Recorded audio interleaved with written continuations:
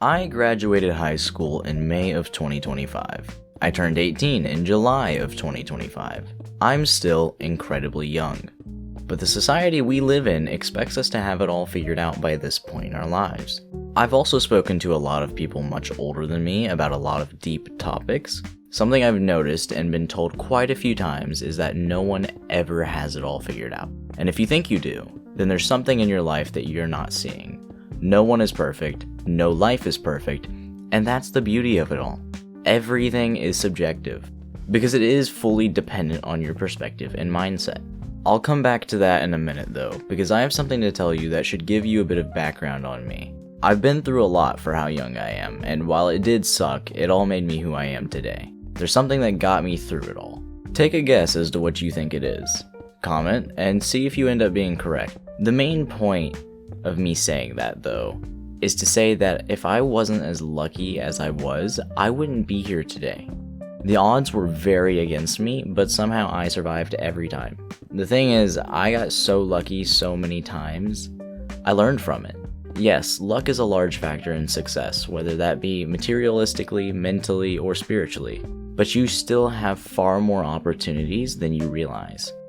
Because I was constantly working on myself as a person, because I always got back up, no matter how many times I fell. I positioned myself to take advantage of when luck finally hit me. I was lucky to have met the person I now call my sister. She played a large role in keeping me going over the years, and she met me at the time where I wasn't a very good person. But she saw the truth of what was going on in my head long before I ever did. So she stuck around and helped me. Thanks to her, I'm alive and have discovered over the years that I'm actually extremely good at being there for people when they need it most. If I hadn't met her, that never would have happened. I got lucky. Then there's the fact that I used to regularly do dumb things and not sleep for days at a time. Somehow I even survived all of that. Luck played a very large role in me becoming who I am, but it wouldn't have if I wasn't ready for it. Which brings me to what got me through everything. No matter what happened to me, there was always a small part of me that wondered and hoped.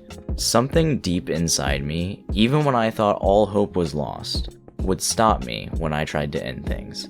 It's like I knew something good would eventually happen.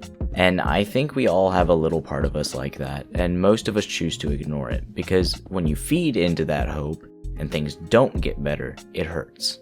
But pain and discomfort is where growth happens. You'll never know what could be if you never give the world a proper chance. Maybe it's wronged you in a lot of ways, but maybe those things happen for reasons beyond your comprehension. Maybe they were meant to help you grow. Now, I'm not inherently religious, but I do know that everything that's happened can't be coincidence. Some force out there that we can't understand or comprehend is guiding things. And it doesn't make things perfect for a reason. One reason being that perfect is subjective. What perfect means to one person is probably vastly different from what it means to someone else. In other words, our version of perfect only exists in our minds, no one else's. But let's say we do objectively define perfect. Perfect is when there's order without any chaos. In other words, perfect is when things go exactly how they best can. There's no war, poverty, or pain, just peace. We would then be ridding the world of its beauty as well.